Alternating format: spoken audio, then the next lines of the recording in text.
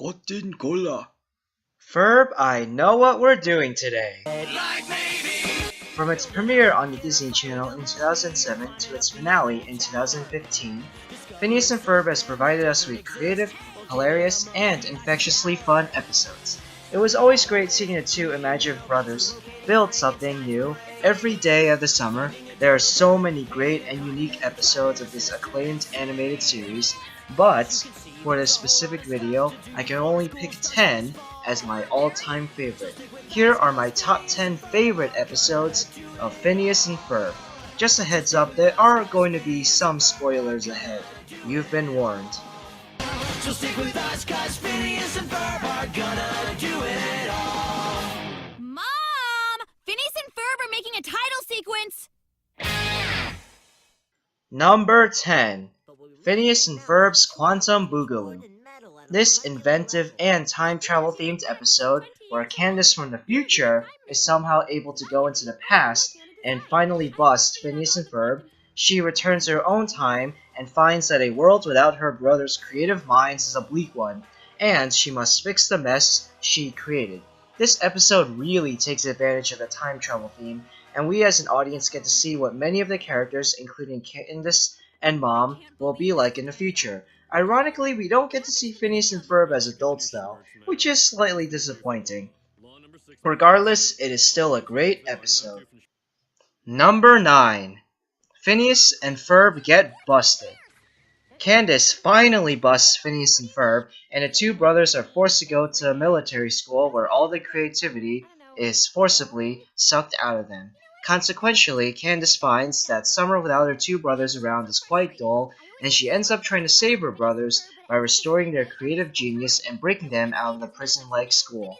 There are several episodes in which Candace sees the negative consequences of busting her brothers, and in my opinion, those are the best episodes of the series.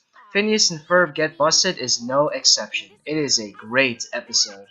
Number 8. It's About Time. The very first episode in which Phineas and Ferb travel through time is arguably one of the best. The two brothers find an old time machine in a museum and go backwards in time, and Candace inadvertently goes with them. From there on, it is nothing but hilarity and an opportunity for the Fireside Girls to prove their worth by getting the three back into present day. This is a consistently hilarious episode that ends with a genuinely sweet moment between Candace and her crush Jeremy. Number 7. Night of the Living Pharmacist. When Doofenshmirtz creates a machine that turns everyone into zombie versions of himself, Phineas and Ferb and the gang must evade all of the zombie pharmacists and stop this epidemic and save Danville and possibly the world. This episode perfectly parodies many popular zombie films and uses the cliches from those films in full comedic effect. Admittedly, at times the episode does get a bit slow, but overall, it is still a great episode and is mostly fun. Number 6. The Chronicles of Meep. When a small, pink, and adorable alien named Meep crashes onto Phineas and Ferb's backyard, the two must help Meep by protecting him from another alien named Mitch, who may possibly be even more evil than the self-proclaimed evil Dr. Doofenshmirtz. This episode isn't as plot-driven as some of the other episodes are, but it is still tons of fun and features one of the greatest characters on the show, Balloony. Number 5. Nerds of a Feather. Phineas and Ferb go to the Tri-State Area's annual sci-fi/fantasy convention to meet their hero, special effects guru Clive Addison, but ends up getting involved in a feud between the fantasy fans and the sci-fi geeks, the fans led by the ruthless bully Buford, and the geeks led by the wimpy nerd Baljeet. From there on, it is nothing but clever writing and jabs at real-life sci-fi fantasy fans and conventions. This episode is always enjoyable and never boring. There is even an entertaining subplot involving Candace trying to obtain a Ducky Momo collector's item, but does so in secret because she thinks that people will judge her, a teenage girl, for liking something so childish such as Ducky Momo. This is a great episode and is my 5th favorite overall in the series. Number 4. Phineas and Ferb Christmas Vacation. When the whole town of Danville is proclaimed as naughty thanks to Doofenshmirtz's machine, the Naughtyinator, Phineas and Ferb and the gang must save Christmas by convincing Santa and the elves that the people in Danville really are nice. This is one of the few episodes of the show that is genuinely emotional and really tugs at your heartstrings. It is a very sweet episode that really makes you get into the Christmas spirit. Number 3. Last Day of Summer. The last episode of this series is my third favorite overall. Well, technically there is one more episode after this, the Alpha Files, but this episode is the one that focuses on the main plots of the story, whereas the Alpha Files focused mostly on just Perry and Doofenshmirtz. On the last day of summer, Candace discovers a do-over machine in Doofenshmirtz's house and uses it to start the day over to try to bust Phineas and Ferb, but then accidentally ends up making a tear in the space-time continuum and causes various things, including her brothers, to disappear.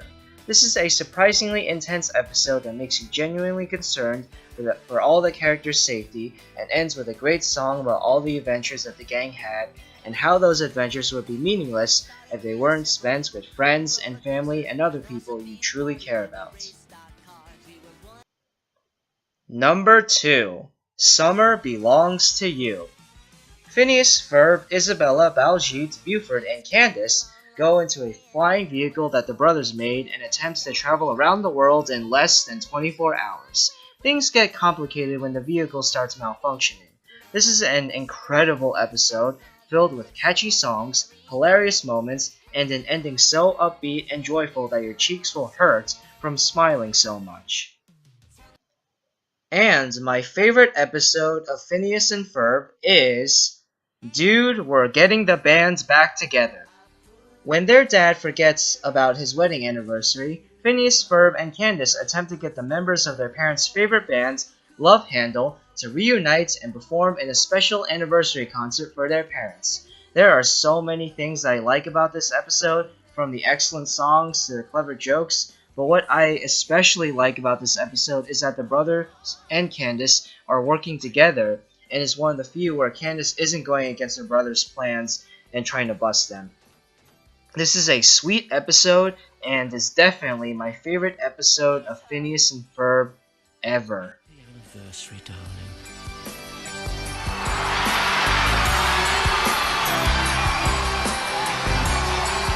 Come on, everybody, let me hear ya!